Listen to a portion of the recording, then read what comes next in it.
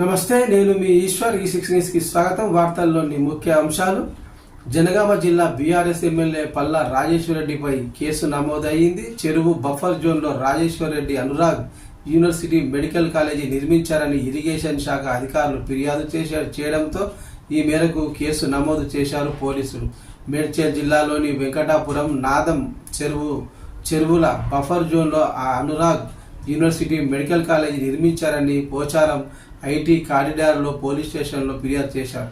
Irrigation శాఖ అధికారుల ఫిర్యాదుతో బీఆర్ఎస్ ఎమ్మెల్యే పల్లా రాజేశ్వరరెడ్డిపై పోలీసులు కేసు నమోదు చేశారు. ఈ మేరకు దర్యాప్తు చేస్తున్నట్లు పోలీసులు తెలిపారు. కాగా హైదరాబాద్ నగర పరిధిలో అక్రమ నిర్మాణాలపై హైడ్రా కూడా చూపిస్తున్న విషయం తెలిసిందే. ఎల్టీఎఫ్ బఫర్ జోన్లో రూల్స్కు విరుద్ధంగా నిర్మించినట్టు మాదాపూర్లోని సినీ హీరో నాగార్జునకు చెందిన కన్వర్సేషన్ సెంటర్ను హైడ్రా కూల్చివేసిన విషయం తెలిసింది.